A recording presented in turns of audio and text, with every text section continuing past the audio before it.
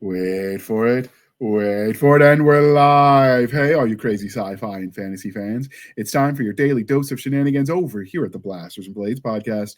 Just a couple of nerdy veterans, one chaos coordinator, and a newly titled Chief Shenanigator, geeking out over our science fiction passions and fantastical fantasies.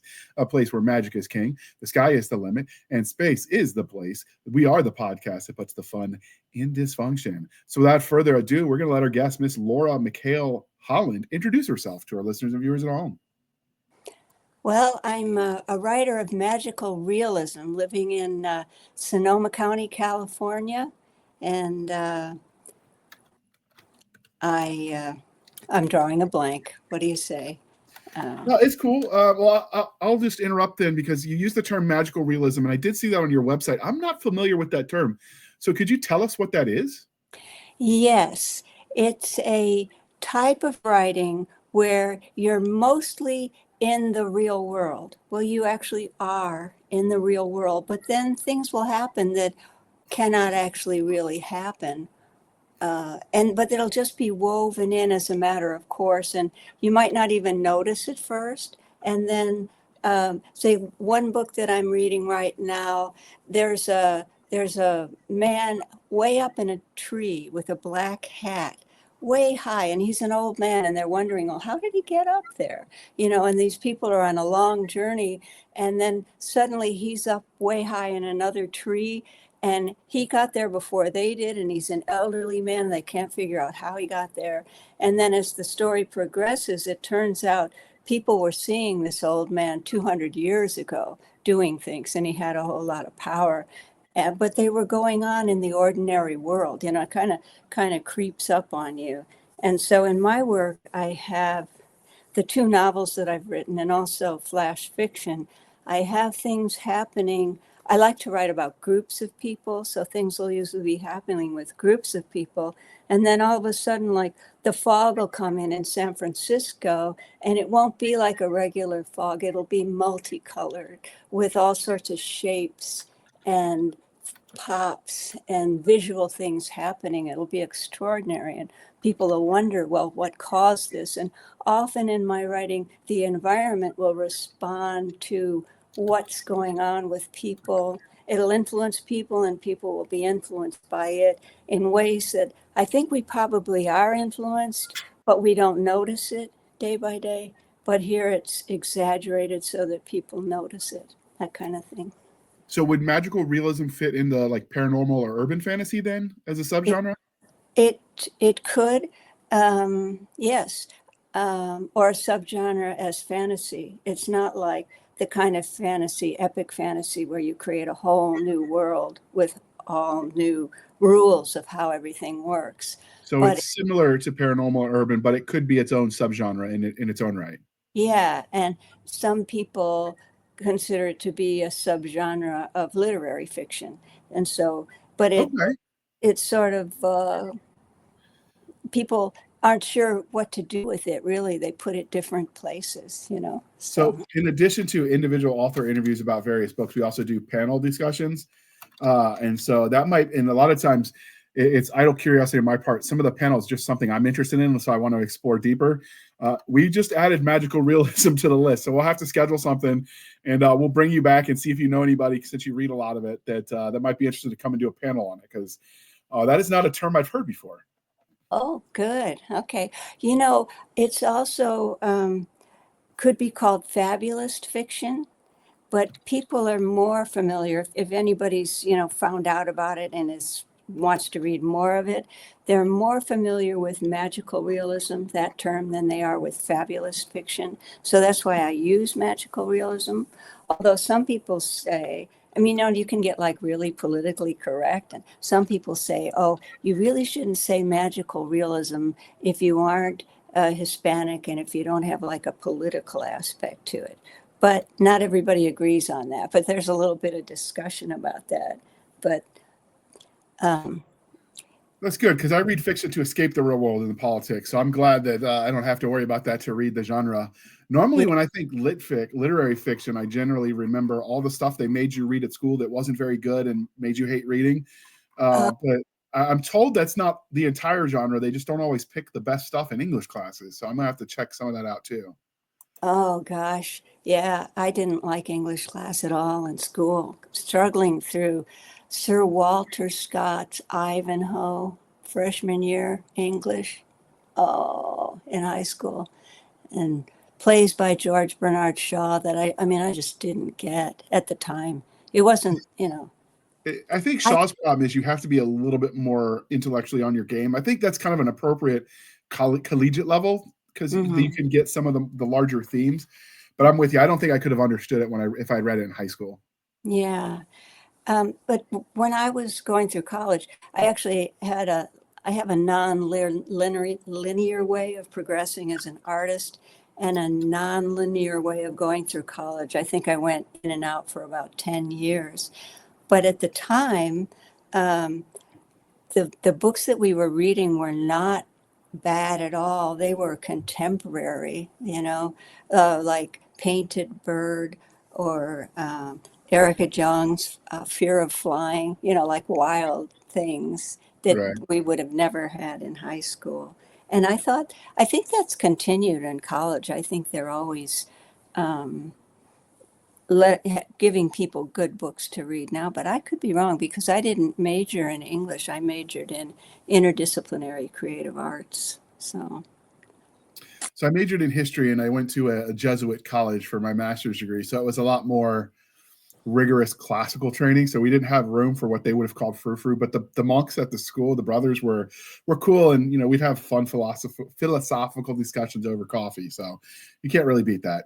Oh yeah. I think that's as close as you can get to the coffee salons of Paris in yesteryear, right? Like where you just discuss the most wacky things with absolute sincerity.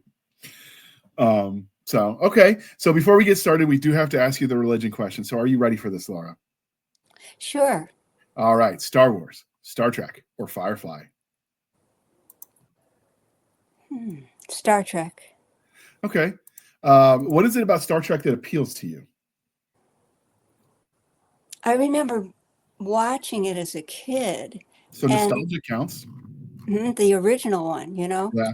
and I mean, just it was so out there. It wasn't as out there as Twilight Zone, but it really held my attention. The planets they would go to, and the troubles they would encounter, and the way they overcame them. And Captain Kirk, I really liked him, and yeah. I still argue that the Twilight Zone episode of the movie Birds that Alfred Hitchcock did, still one of the scariest things I've ever watched. Oh, birds, yeah. I live near where they filmed that.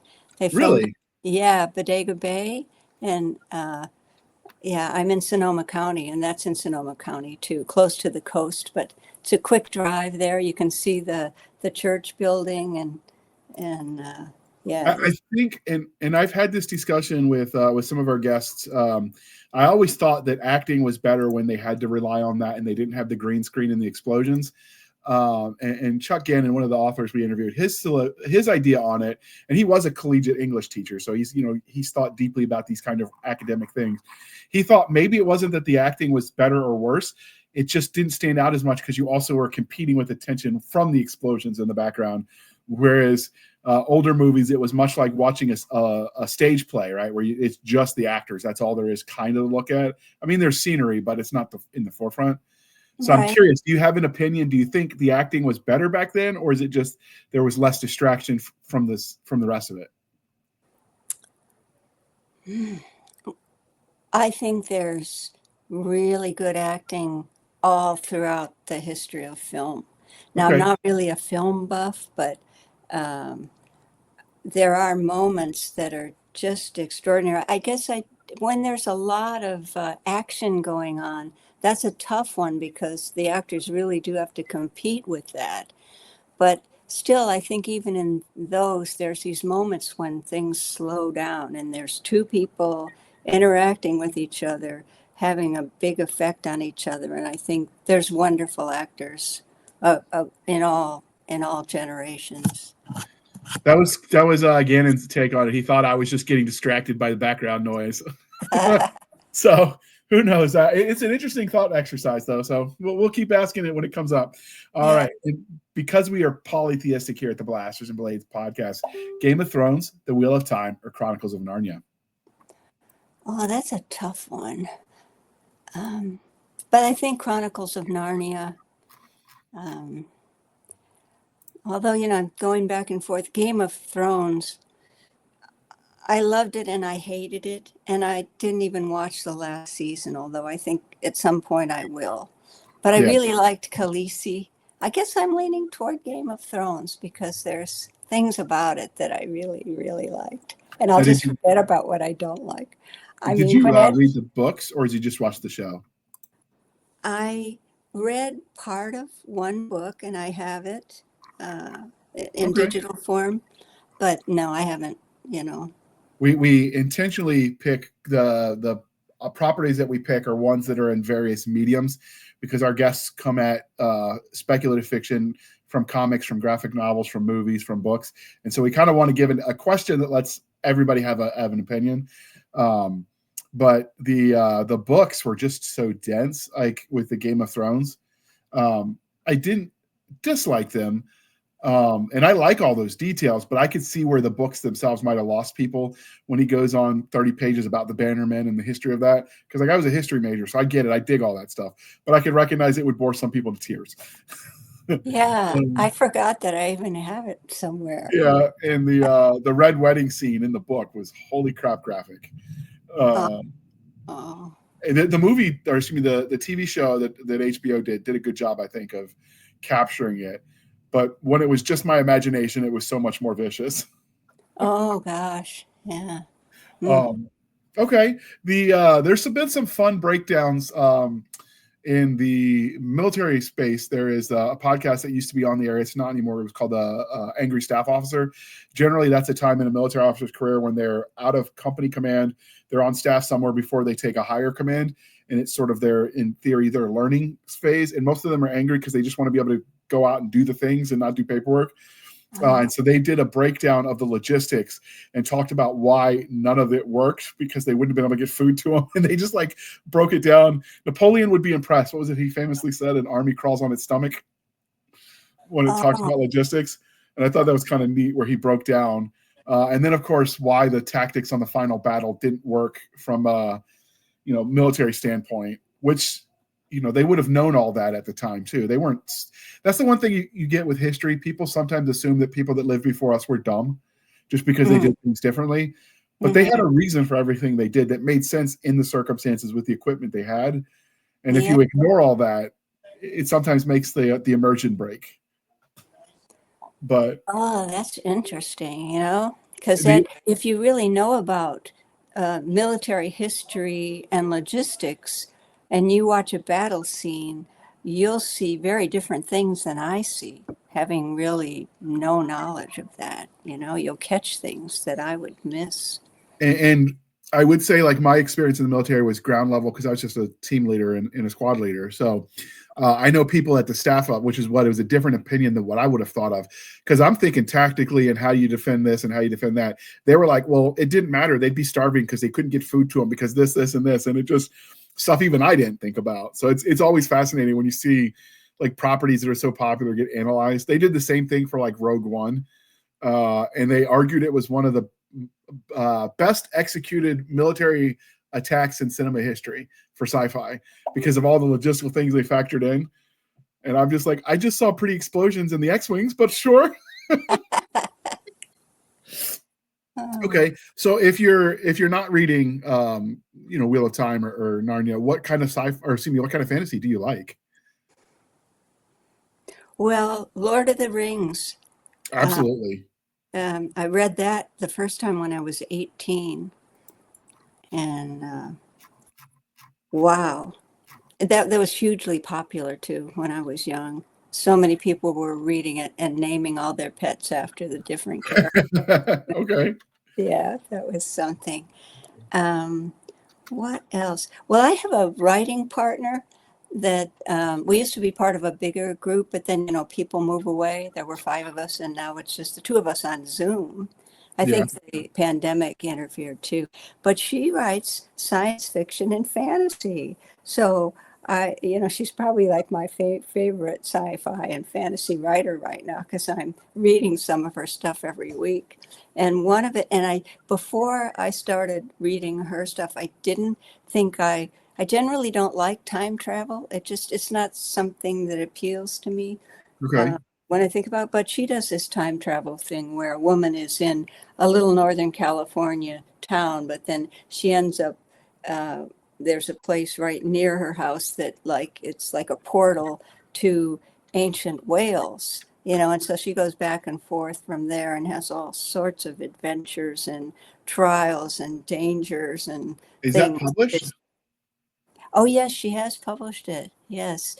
So Um, in the when the show is done recording, let's get her information. That sounds fascinating. yeah. I'd be interested in inviting her on the show. Now, Oh, yeah. if you like that, have you read the Outlander series by Diana Gabaldon? I haven't read it, but I bet I would like it. And I see it comes up on Netflix, and I think, oh, one of these days I'm going to watch that. Um, There is the a podcast. It's called what is it? An Englishman in a Cessnatch, I think is the word. I'll have to dig it up. I'll throw it in the show notes, dear listener. And let me write that down. Basically, I think Cessna, a Scotsman in a Cessnach. There we go. Cessnach is what they call it. I'm butchering the Gaelic, so don't come at me, people. But basically, it's this girl who's reading it, or a woman who's reading it with her husband, who happens to be Scottish, and so they're doing like a chapter by chapter, book by book breakdown of the book series as the show's also coming out, which is just fascinating. But I read that when I was in probably middle school. My mom had the book and she gave it to me because I was a history buff, and it had time travel to Jacobite Scotland. And I remember when I caught up with what she had for the books, and I had to go to Barnes and Noble to get like book 5 or whatever it was. And I found out it was in the romance section. I went home, I bought it, but I went home to my mom and like, you lied to me, because I didn't know it was technically a romance novel. Because when you read it, like, it stands alone, right? You don't really need the romance angle. The adventure is there too. I mean, obviously the romance is part of the plot. You take it away, it's a different story, but the adventure is still just solid on its own right. That's really good to know because I I like if there's some romance in a book, but I'm not a romance fan. So I think that's been part of what I thought Outlander was really a romance. Yeah, they leaned a little bit heavier into the romance in the TV show, but not so much that it was unbearable, because I watched the first season and then budget tightened. I had to cancel some of my subscription. I've got it back. I've got to add it to my queue. Mhm. I still think the adventure, the time travel, the basic premise is she's a nurse right after World War II. She gets back from the front line, and her husband was an officer in the British Army, but he was intelligent, so he stayed in London. And it's, in the beginning, it's obvious he feels a little emasculated by her frontline experience to his rear experience. They're trying to reconnect in Scotland on a holiday.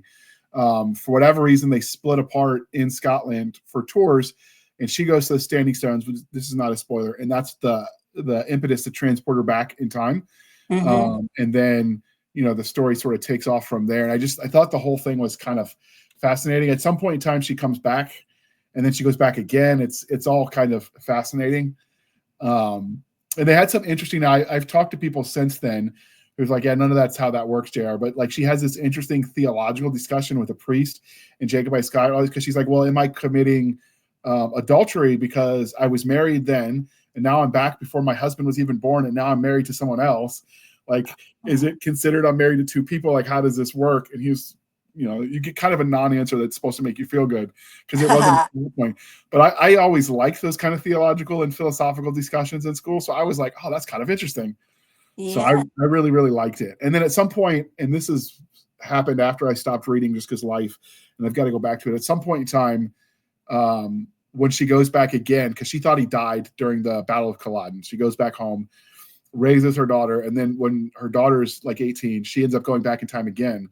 And somehow she ends up in America during the Revolution, which is kind of cool. Oh, wow. Yeah. So it's got everything you love. It's got the romance, the history, the time travel, the cool battles. I highly recommend it. Oh, good. And if you liked your friend's story about the time travel to Wales, I think you really dig it. Okay, yeah, I will. I'll give that a try. And like I said, I'll have to get that information from you in the post show so we can invite your friend on, because now I want to know Yes, about yeah. her book. It's Okay, called Braided Dimensions, the series. And I okay, think she's working on a fifth. She writes series, and then her other okay. one is a sci-fi series. Yeah. I will look that up, and I'll throw a link into that in the show notes as well, dear listener. Her All name right, is Marie Judson. I can type that in. perfect. All right, so one of the crying shames of adulthood is we do stop asking each other the important questions, and we want to bring that back here at the Blast and Blades podcast. So I'm going to ask you, what is your favorite dinosaur? What's the one with the long, long, long neck? I've always loved that one. I always forget it. It's I don't. There's a. Is it that a T-Rex, or is the T-Rex? You talking about the Brachiosaurus? Yeah, huge. Well, Yeah, they're huge, but that's the that one that was. long neck and the little head. Yeah, that's the Brachiosaurus. Brachiosaurus. Yes. I grew up in Chicago, well, in and outside of Chicago, and there was a museum.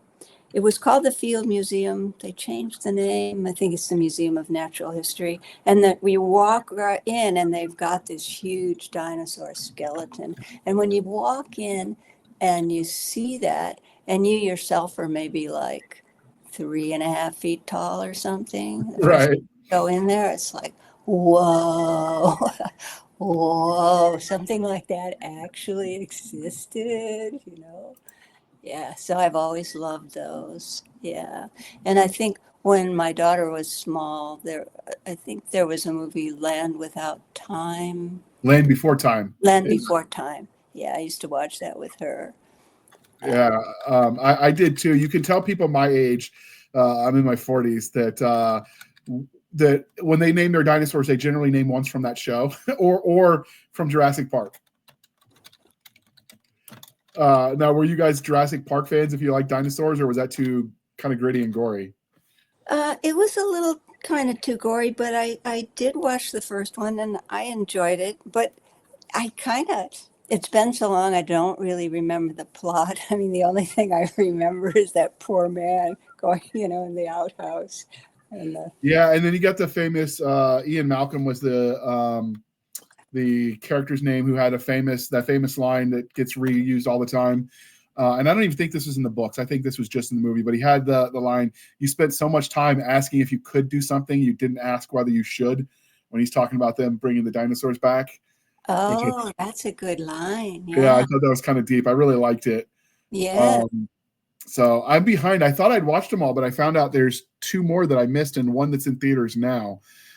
So I am definitely going to have to get caught up. I might have to do a Jurassic Park marathon with the kids and force them to suffer as we suffered and watch the man get eaten in the outhouse.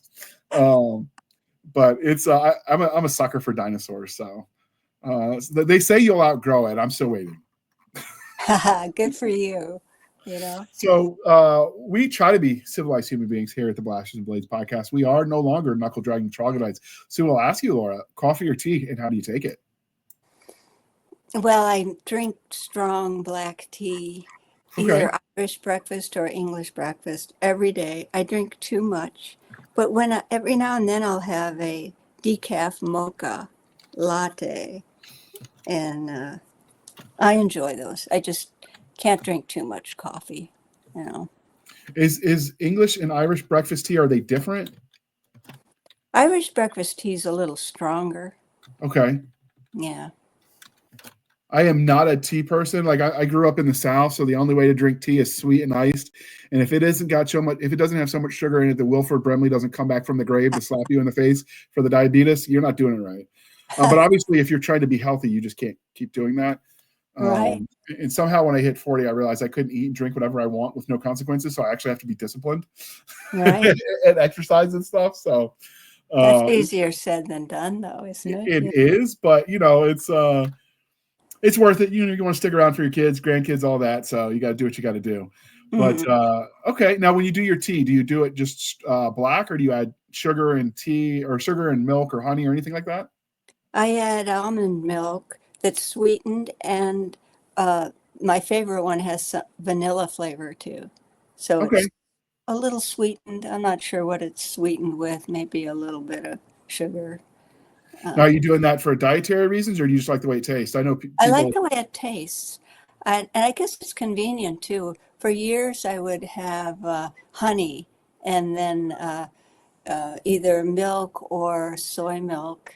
And I switched to almond milk at some point and then discovered these were, it's so much easier. You don't have to mix the honey in. It's kind of sticky and sloppy, just. We in the South, pollen is a thing. I mean, it's not uncommon to walk out in spring and see your car turn yellow from all the pollen. So we tend to do local honey because it helps with the allergens. But if I wasn't doing it for that reason, I'm with you. I'd probably just add like flavored something, so I don't Mhm. have to do all that extra work. Yeah. Um, okay. Now you said you like the mochas. Are you also a hot chocolate person then?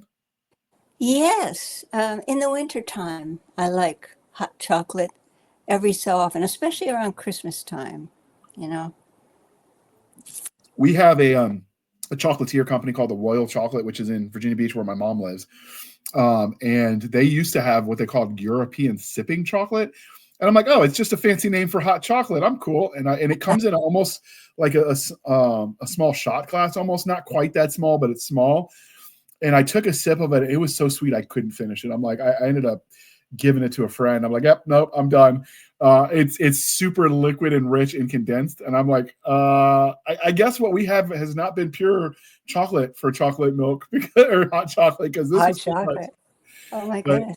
but I've got friends that are into like chocolate fans. Like they get all gourmet with it, order it from all over the world, and they swear by the European sipping chocolate. So Oh, I've never had it. I Yeah. guess I'm too basic for that. But yeah, it's the cool thing is that shop. They make a lot of their stuff locally. They have a shop attached to the store, and then an offsite kitchen where they make a whole bunch of stuff. So like in the fall, you can get actual homemade candied apples, caramel coated on a stick. I forget what those are. Are those candied apples? I think so. Candy apples, I think they're called. Yeah. Yeah, and you can get all kinds of seasonal stuff that a lot of times if you get it in a store, it always already tastes stale by the time it gets to you. Whereas Oh, this is really fresh. And that's one of the things with my diet I've changed. I've been eating a lot of fresh lately. I figure if they don't have to put all the preservatives in it to make it shelf stable, it's probably better for you. So I've been doing that, and I've been appreciating it. If you get a chance, I recommend trying the sipping chocolate. I'm going to It's write that down because it sounds like the kind of thing that would make a nice stocking gift for somebody. I could see that, yeah. It kind of comes in a powder. It's like I said, I'm not normally a chocolate person, but since I've been going there with friends, I've been able to appreciate how much different it tastes when it's fresh versus when it's been sitting on a shelf for who knows how long. Hmm. So I was just noticing that about salads. It's so easy to pick up a bagged salad, because everything's there. You just throw it right, together. But I got like regular salad fixings from Trader Joe's, chopping my own tomato and carrots and stuff. And my husband and I were commenting, it's so much fresher. It tastes so yeah, much better. Yeah. I Yeah. can see that. I've been experimenting with salads too. They have a kit at Sam's Club, the Southwest salad. So I've been hunting down. It's basically regular lettuce with cabbage and regular, stuff you get in a Oh, regular yeah, kit. yeah, But the yeah, ingredients are weird, and they give it weird names. So I'm trying to hunt down the root ingredients so I can make it at home myself. yeah, Because their salad will go bad quicker, obviously, than it's got like dried corn that's like flavored somehow with some sort of Southwest thing, and it's got like some orange sticks that almost taste like they're tortilla chips, but they're not. So I've been hunting down those ingredients to see if I can recreate it on my own. Been teaching myself how to cook lately. I started doing that during COVID because you had time, and I hmm, just kept it up to see what I can figure out, see if I can recreate things that I like, but cut the calories. And yeah. that That's works. I found when I compare the same dish, same proportions, and you make it at home versus getting it at a restaurant, you generally get about a third of the calories when you make it yourself. I think they probably over flavor and over like put the sauces and stuff. hmm. It's probably why I can't swear by that. But so when I realized I could eat more and still be good on calories, I'm like, sign me up. I'm cooking myself. Hmm. Wow, that's So good. Yeah. Now, if you're in California, you've got a lot of farms there, so are you able to get a lot of fresh stuff? Yes, we are. I noticed a huge difference when I moved out a long time ago from Chicago. Uh, the produce, it's everywhere and it's so good and so fresh. Like there are farmers markets, that happen regularly in just about every town, but our local Oliver's Market, it's a little chain, but I think maybe there's three, possibly four stores in Sonoma County.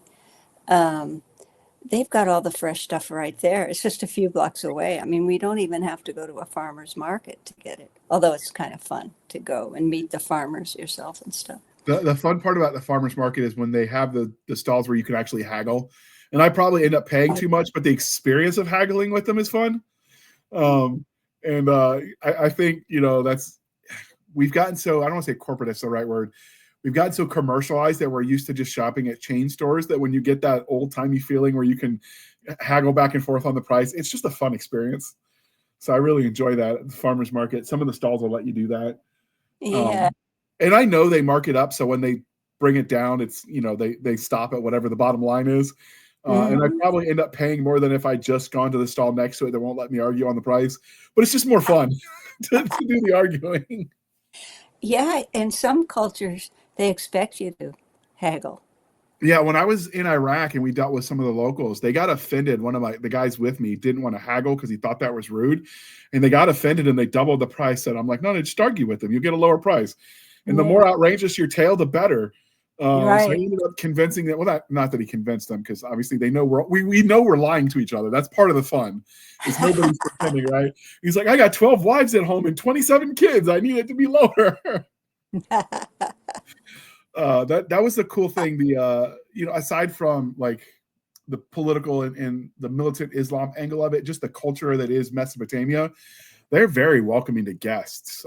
I was impressed with that part of their culture. So it was a lot of fun. We got to have tea with a lot of the locals, although their tea was like almost tasted like chai, but it's not. It was something else, but it was a green fight, like it's a green tea. I don't know what it was, but the local tea there was interesting, and they did theirs with a lot of milk, but I want to say it was goat milk is what they were Mm. using to flavor it, which gives it, I don't know if you've had goat milk before, but it gives it its own unique kind of flavor palette. Not Hmm. bad, not good, just different. Hmm.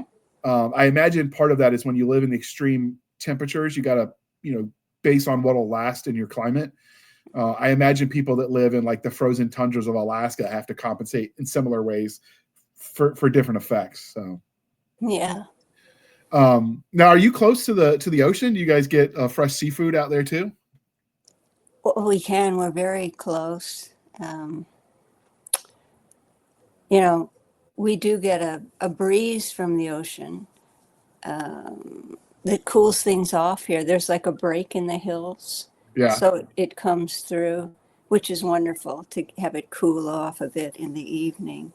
Um, yes, there is plenty of fresh seafood, but my husband is allergic to shellfish, Oh, okay. and I have never liked fish, except I can eat tuna fish and maybe a couple others. But ever since I was a little kid, if we passed a fish store, I would just like gag.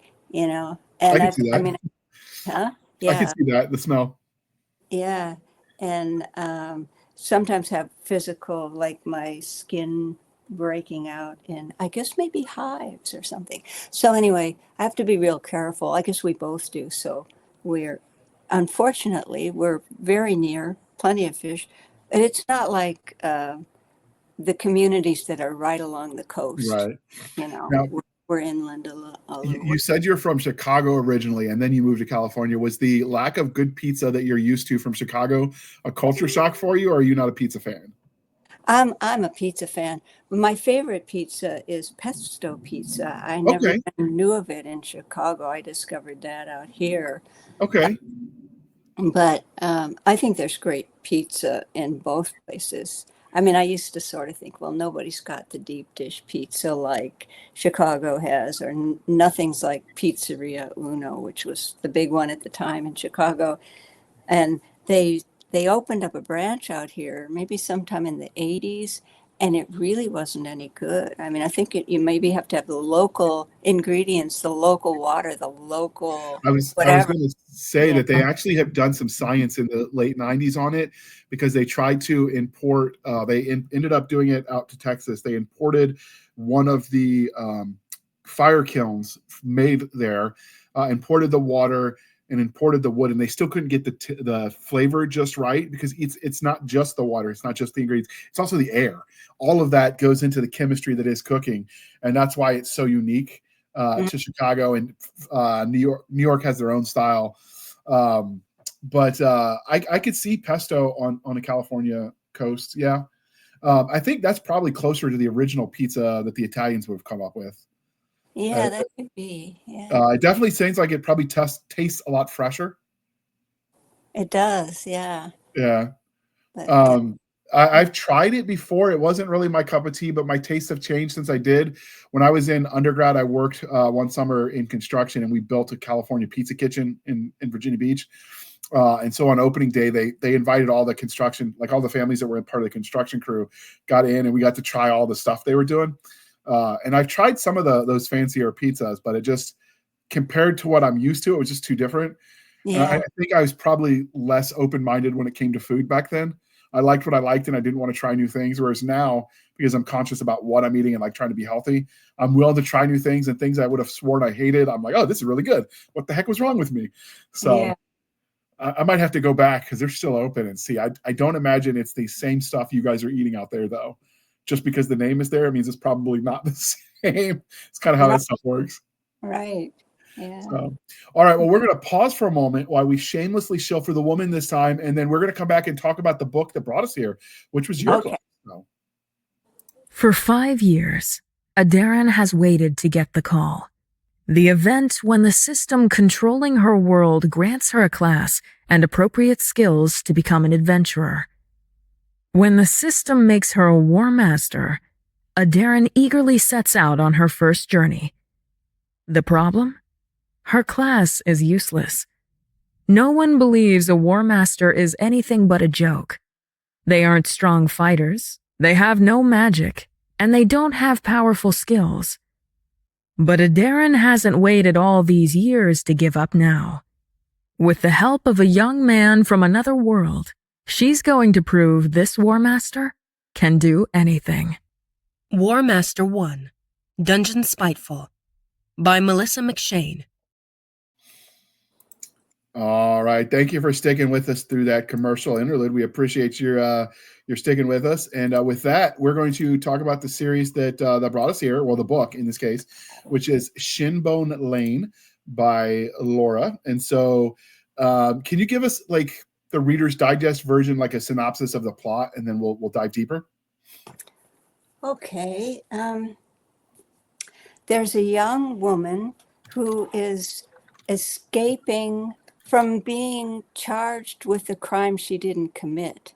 So she sneaks out of her window, and ultimately, after experiencing a lot of fun things around the country with a group that takes her under their wing, like people often did in the 70s, like people would maybe leave their school for a while, take a break, and travel around and pick up other young people along the way. She ends up in San Francisco and isn't sure what she's going to do next, because the group she was part of broke apart. And she gets taken under the wing by these elderly friends.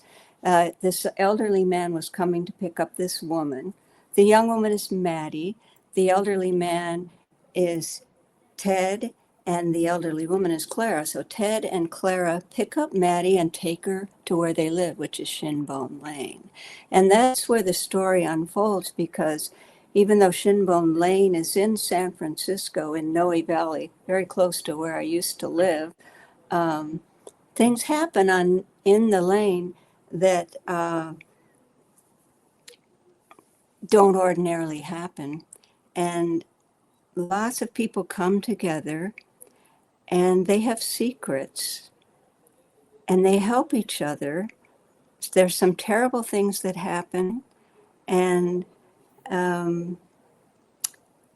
through it all, I think the main thing is that love overcomes all the difficulties that they face.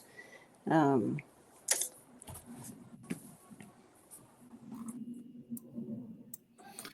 Okay.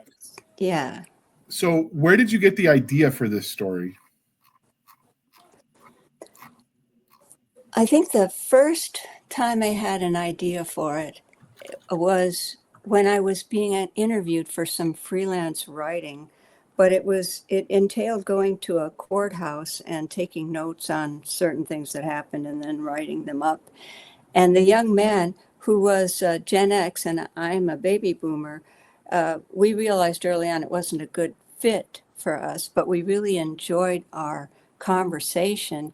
And I talked about coming to San Francisco in the 70s, talking about how I found a room and I was going to just stay for a couple weeks, but then I wanted to stay longer. I got a room in a Victorian for $79 a month. I got a fast pass for $11 a month where I could go anywhere I wanted in the city. People were exploring all kinds of things. And, and he said to me, when after I talked about that, he said, that sounds like a fairy tale. Because even for him, things are so different financially. You couldn't leave, even back then, this is around 2005 or so, you couldn't just take up and leave and start a new life on the whim, because it was too hard financially. And it's even just gotten harder now. And so it has had a really huge effect on our culture, one of many things. And so that was the first thought I had. Gee, I should write about that time. And and it was just in the back of my mind. And I thought about the various people who came and went from my life, and I didn't really want to write about them specifically, but just about what it's like to have people come and go. They affect your life. Maybe you'll know them for a couple of weeks, maybe for a few months, maybe for years and years. But people in San Francisco were always interacting like that, coming and going and learning from each other and moving on. And I realized, I probably should have just read the book description to give a better idea. No, this is fine. Yeah. Can I read it? Sure. Oh, okay. Okay. For reasons they can't quite explain, the lost always find themselves on Shinbone Lane. This is where Ted and Clara took Maddie. San Francisco, 1974, 16-year-old runaway Maddie is escaping the blame for a crime she didn't commit. Miles from home, she's taken under the wing of elderly Clara and her neighbor Ted. She soon finds a place among the kaleidoscope of personalities on the oddly named Shinbone Lane. Ted's three-story Italianate Victorian house overflows with travelers, free spirits, and artists.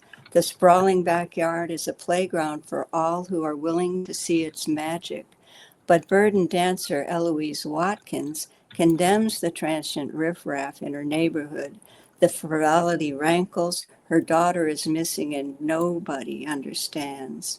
But like all who tread on it, Shinbone Lane has secrets, and like all secrets, they lie uneasily in the dark until the truth emerges to lay the past to rest. Okay. That sounds interesting. So for the parents that listen, because we do have, as part of our listening audience, some families that listen together.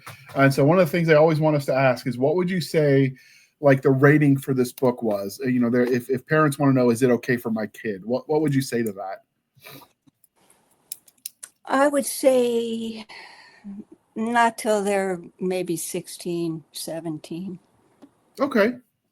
So probably what, PG-13 to R range? Yeah. Just because there's some violence. I don't dwell on it, but it happens and it's a necessary part of the story, but I wouldn't recommend it for children. Now, are you going to do a series of books set in this on this lane, or is this a standalone novel?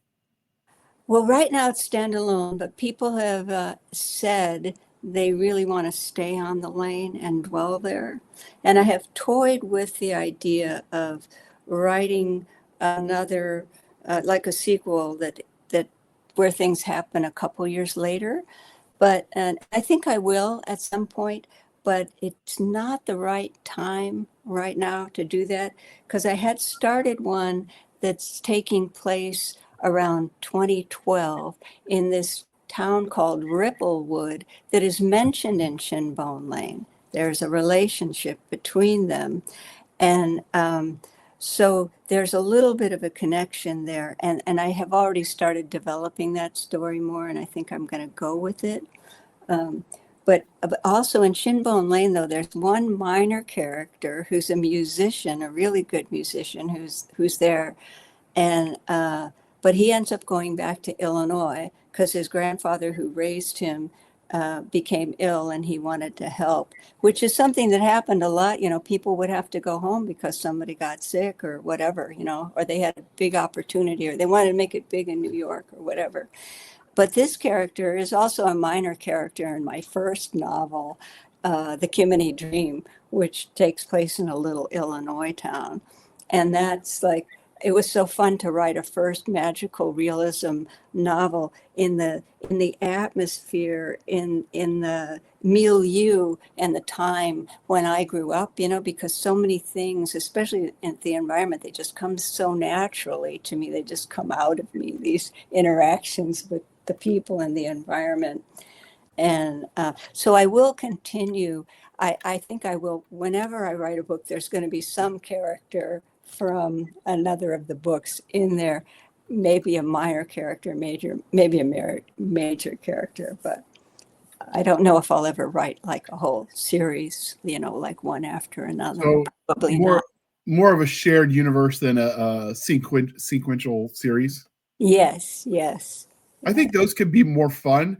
I don't know if you're familiar with David Weber. He's kind of known in the military science fiction field. I know people who read that genre that won't touch his series, not because it's not good. There's just so many dang books because he's been writing in that universe since the 90s. There's probably hundreds of them. And so I think the benefit of something like where it's either episodic, where you could start at any place, or where it's a shared universe but not sequential, it does let you pick up anywhere and not feel overwhelmed. So there's definitely, I hear your doggo. There's definitely value, I think, in taking that approach. And maybe you could do like stories on other houses on the same lane kind of thing. Yes. And I was thinking about it when you said how times changed, and it makes the culture a little different. I remember watching The Goonies as a kid and didn't think anything of it. And then because we've been as a family, like watching some of the stuff that I watched as a kid with my kids. And I remember my youngest was like, "Daddy, where are all the parents?" And I'm just like, they're not there. Ain't it great? And I realized how different that is just from now, where like the idea of kids just going out and having adventures is just so like weird to people. So I see what you're saying, the value of going backwards and kind of looking at culture when it was different. Yeah, and I think it is actually giving people who didn't live at that time a little sense of what it was like. This like spirit of, gee, anything's possible, you know? Because we didn't know what was coming, you know? We were just thinking Absolutely. about what might be, what could we help create, you know? And there was wonderful things about that time. Yeah, And that was when like hitchhiking was still viable, where you didn't worry some serial killer was going to, chop you to pieces. right. So you could travel. And I think because of that, people were more willing to pick up strangers and just, I'm going as far as, next town over if you want to ride kind of thing. I think it changed culture fundamentally when you're more vagabond in nature. Mm-hmm. So it's definitely an interesting setting for a story. So what can you tell us about the main characters in this story?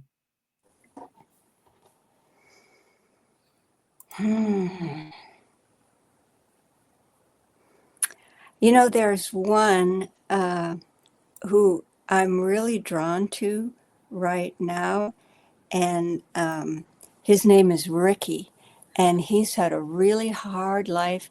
And if I do another one on Shinbone Lane, pretty, shortly after this, I think he'll be the main character. I love characters and he's not the only one, but he's the one I'm thinking of right now, who have like a really rough start. I think because I had a rough start in life, come to think of it. Now, of course I love characters who overcome some really difficult things. He did some things that some people thought were unforgivable when he was a child, though, and you had to consider his circumstances, right? And, and I love the way he has grown through the story, and I want to know what he can potentially do in the future. And I think that's why I probably will write about him more. And I love Maddie, who starts the story out. We're starting with Maddie because she's creative. She's an artist. One of my sisters is an artist. I love people who have the visual art skill. I Yes. can't really draw. I think I have a good sense of color, but I'm really no good at visual art. But I admire that so much. And it's so fun to have her, she's drawn to this. She doesn't think she's very good. And, she's dealing with this terrible thing that happened at home. Um, and then to be real and timid and have to be hiding because she's underage. She doesn't want anybody to know how old she really is. To get the help, not only from Clara and Ted, but from everybody, all these other people on the lane, to kind of grow into herself, to go back and confront her father, and become empowered, and then start off. You can tell she's gonna go to art school. She's joined an art collective. She's gonna be okay. She's kind of finding herself by the end of the book. So I really like her. I love Clara. She's elderly. She's in her 80s, and I was really close with my grandmother. I lost my mother when I was really small, and so I sometimes think if it hadn't been for my grandmother, I would not be alive today. And so these elderly women keep showing up in my stories. They're all different. Nobody's really like my grandmother, except in a memoir that I wrote. She's there.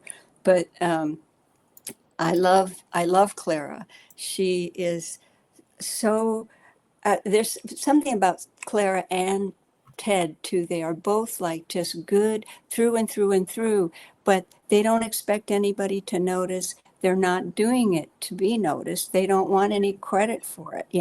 They just are. And I have known people like that, and like they're the unsung heroes of the world. And so they're my favorite people. And one woman who ends up doing something pretty terrible, Eloise, who in the description she's mentioned because her daughter is missing, she's like a fun character to write because she's always making a statement and going, blah, blah, blah, and she's a dancer, middle-aged now. She has like still a 1940s hairdo, kind of dresses up and wears her ballet flats flitting around. And like she was really fun to write. I wouldn't say she's definitely not one of my favorite people, but I have sympathy for her. And I love the way when you write a book, these characters just arrive. Once you decide, well, once I decide, once I really commit myself to a project, then they just show up. I remember before I was writing songs at the time, and I read Alice Walker's The Color Purple. And I remember reading an article and about her where she was interviewed, and she wrote about, sitting down to work and these characters just coming and talking to her. And I thought, wow, that'll never happen to me. I can't imagine that happening. I would get lines to songs, but never characters. And then who knows, all these decades down the road, it's like, okay, here they come, here come the characters. And I love the ones that you kind of hate too. So is it more about the individual character of the character in your stories that you like, or is it the growth arc, or is it just that the flavor that various personality types add when you sort of throw it into the cooking pot? I think it's primarily what happens when they all get together. I like an ensemble, and how they're all affecting each other. But I do like the arcs of some of them too. Okay. The So is this story, would you consider it an action story? Is it more of like a mystery or adventure story? Like, how would you class? I mean, obviously it's magical realism. We talked about that in the lead up of this episode, but how would you classify it otherwise? Well, it's more character based than anything. But there are all these there's this whole story within the story about how the lane got its name and how that affects the lane now. And that goes into folklore influenced by that, Germany. But anyway, I'd have to say it's more a literary fiction. I mean, it's got elements of mystery. It's like commenting some on society. But it's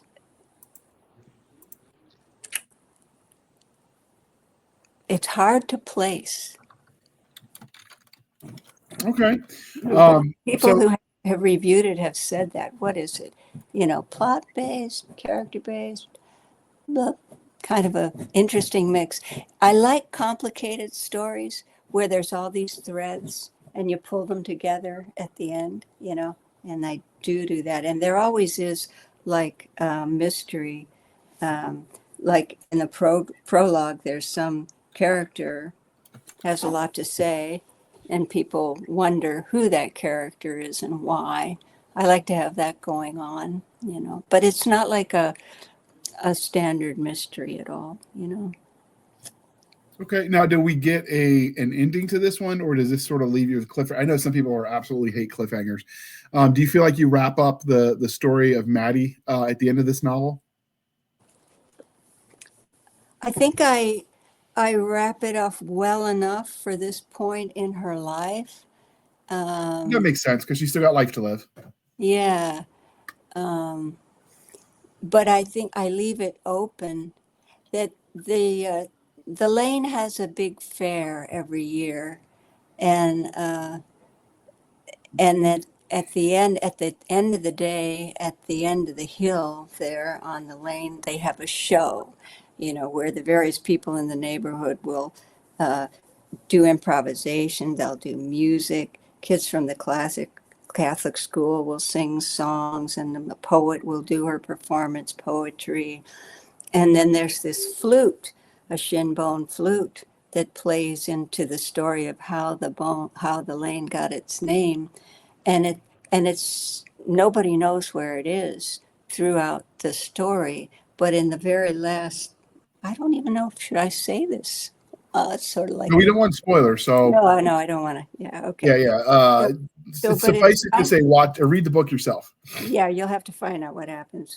Now, do you have an audiobook for this, or is this ebook and paperback right now? Right now, it's just ebook and paperback. Yeah. I know audiobooks are really popular. I think about that. Okay. I even signed up for this. There's so many people offering video courses, online courses. There's one on how to do your own audiobook. Okay. But I haven't done it. It's definitely a lot harder than it looks. But yeah, I'm just curious because that's something people are curious about. So, how much of because the 60s and the 70s were very culturally turbulent time in American history, and this is set in America, so it's kind of germane. How much of the culture of what was going on outside of Shinbone Lane do you bring in? Because the era was so it doesn't have to be a political novel to hit on the politically charged nature of the era. Do you touch on any of that, or you just focus almost exclusively on what's going on Shinbone Lane? Oh, it factors in there's these twins who do improvisation, and in the evening show, they improvise various characters, contemporary characters, Margaret Mitchell, I don't know, various people doing things from the time. There's people will maybe be involved in going to see a mime troupe show, or there's in conversations, things are mentioned. nothing outright, but it's kind of there as in the background, because the lane doesn't exist in isolation. Right. And that's why I was phrased it the way I did, because like obviously we say apolitical, no one's ever convinced on the internet. But there are eras in history, like you couldn't discuss the Civil War era without hitting on slavery, for instance. It's Right. just an unavoidable aspect of the era. And so I was just curious how much of that occurred, because I've seen I forget the name of they use it a lot in horror, where it's like everyone's trapped in one location under almost like an invisible bubble, if it were, so they can isolate the plot from the rest of the world. And that can be fun, but there's also, fun elements if you include what else is going on in the larger setting. And both are valid storytelling. I was just curious which one you picked for this magical realism story. Mm. So for this story, do you since you said it was set in the 70s, do you have like in your head a soundtrack that you're playing when you're writing and reading it from stuff you would have listened to at the time?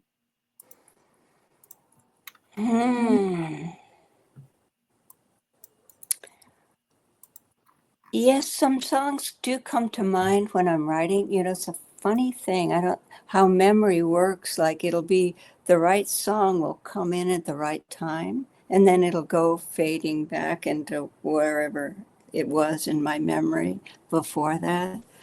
Um, but the one who just came to mind was Gato Barbieri. I remember a roommate I had at one time listened to him a lot.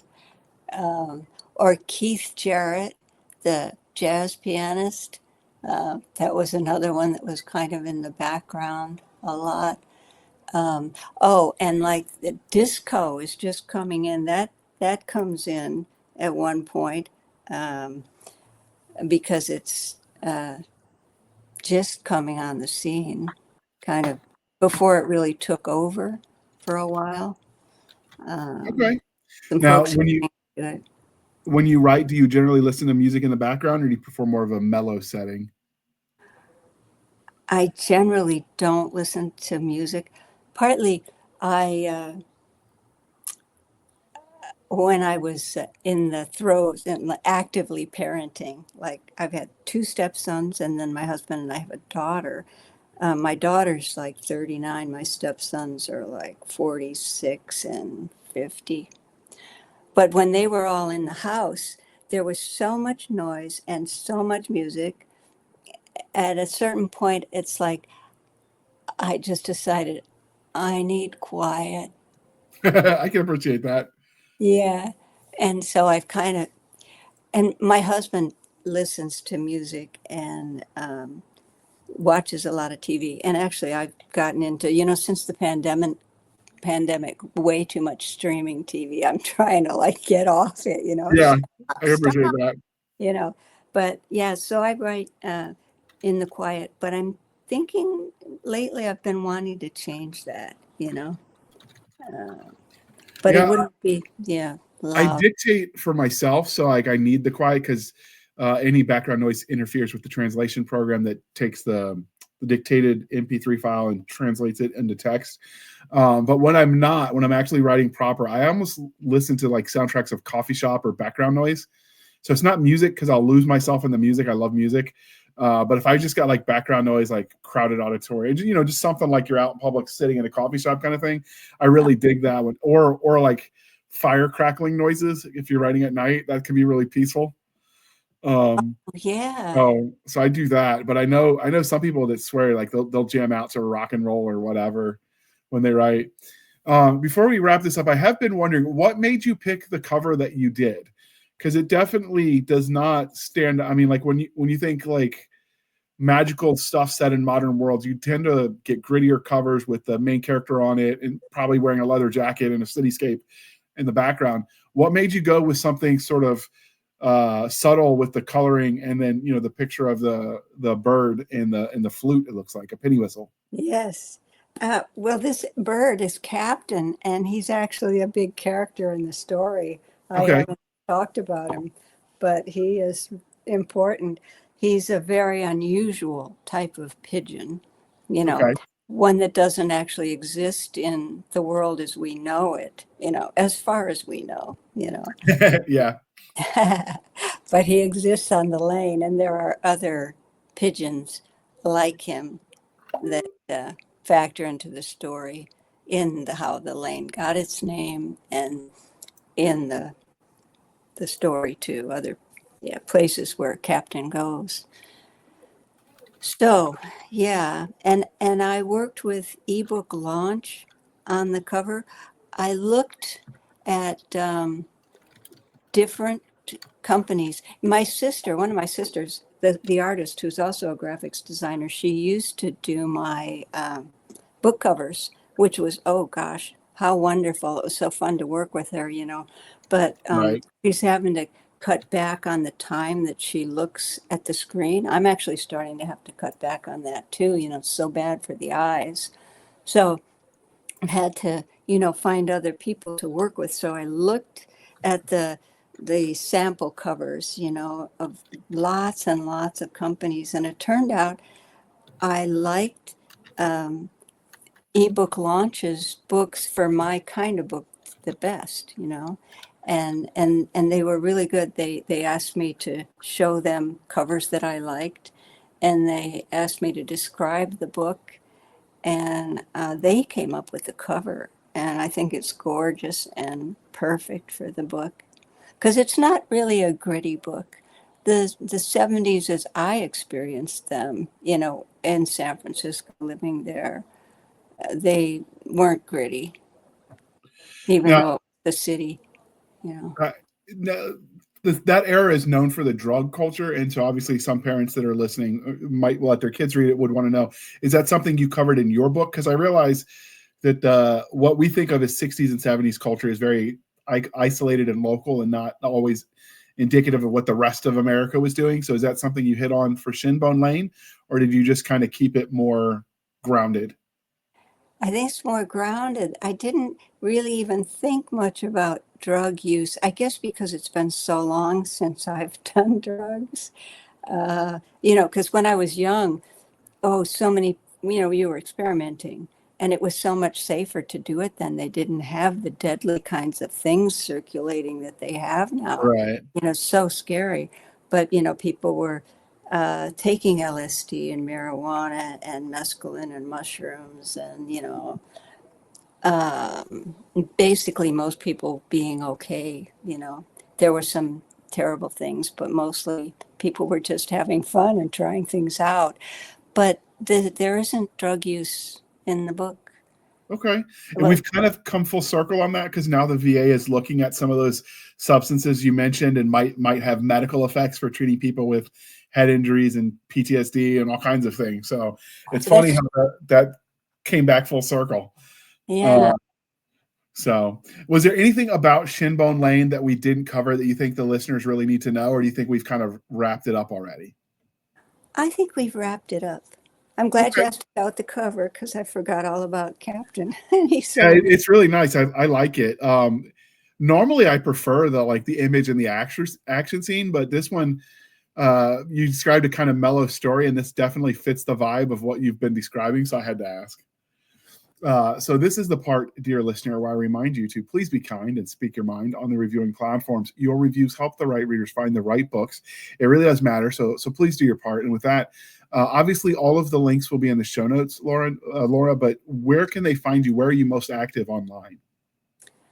my website, and it's lauramchaleholland.com.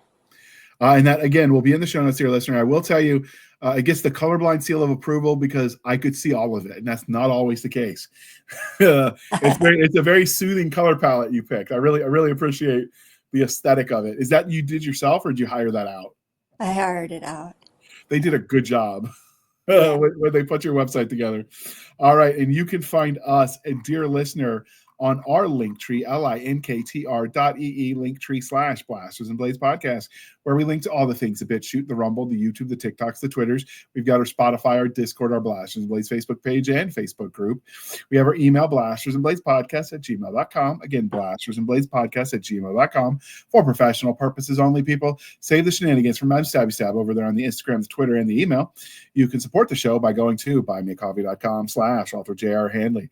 Again, buymeacoffee.com/author Handley. Be sure to put in the comment section that it is for the podcast, and I promise I will keep my co-hosts duly caffeinated. They will drink that coffee brand coffee till it pours out of their eyeballs and they swim away on a river of Java.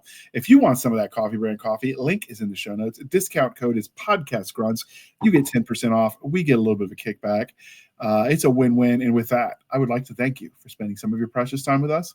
For my crazy co-host, I am J.R. Handley, and this was the Blasters and Blades podcast. We'll be back next week at the same time. We will indulge our love of nerd culture, cheesy jokes, and all things that go boom. Thank you for coming on, Laura. We're definitely going to have to add you to a list and get you back for an episode on magical realism, because I definitely think that could be an interesting, larger dive into the topic. And I might have to pull some recommendations from you of who else to invite. But this sounds like a lot of fun. Oh, that'll be fun.